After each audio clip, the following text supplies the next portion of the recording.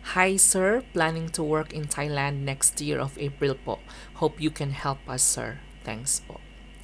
Hi Sir Jeff, I just want to say something about dito sa comment nyo po. Yes sir, 100% I can help you po. Pwede nyo pong panoorin yung mga videos ko. And actually, gumawa na po ako ng I think 2 videos na about this, kung paano ko kayo matutulungan.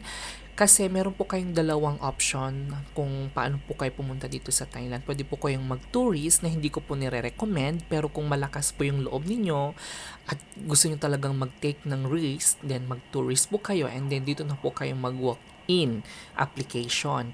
And kung gusto nyo naman po, pwede po kayong pumunta sa adjarn.com. Ayan, madami pong mga job postings dyan. And swerte nyo po kung meron pong mag-reply sa inyo at tulungan kayong mag-process ng mga documents mo habang kayo pa ay nasa Pilipinas. Or pwede rin po kayong pumunta sa mga FB pages like SWD Kapamilya. Ayan po, madami pong mga job postings dyan. And pwede po kayong mag-apply. Lalo na dun sa mga job postings na nagsasabi na kahit na wala ka po sa Thailand, pwede kang mag-apply. Pero mostly kasi sa mga nagpo-post doon ay must be in Thailand. Yun yung laging nandun sa unahan ng post nila, must be in Thailand.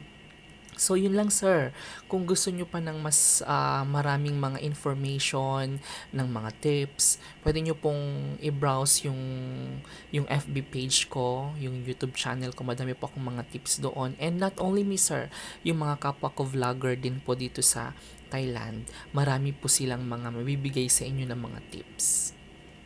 Yun lamang sir, and I hope to see you next year.